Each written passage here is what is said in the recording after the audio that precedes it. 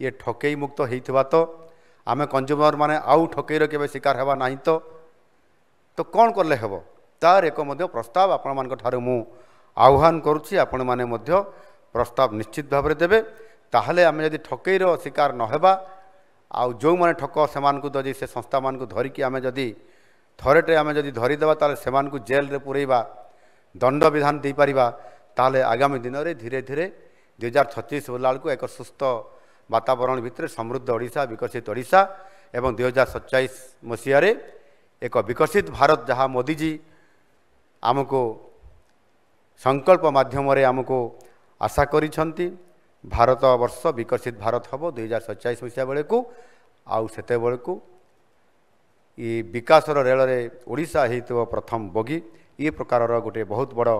से आमको चैलेंज देइछंती संकल्प आमे नौछंती ये आधार आमको जीवापाई पड़िबो। शेष में मु आपण मानकु समस्त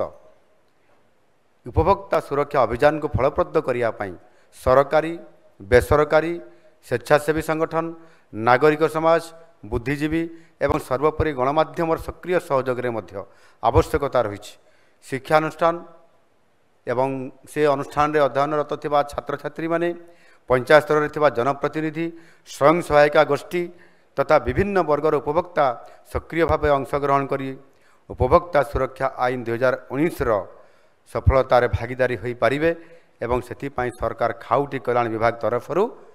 सर्वदा एवं सबुबले सहयोगर हाथ बढ़ाइबे एवं आपण मान को न्याय देवा को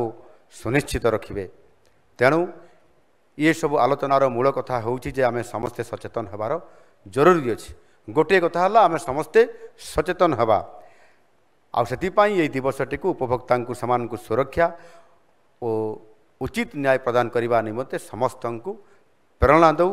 आसतु आज आम समस्ते खाउटी अधिकार संपर्क में आहरी अधिक जानिबा एवं जेकोसी ठकामी बा अन्यायर शिकार हेले उपयुक्त फोरम रे आमर अधिकार पाई लड़िबा।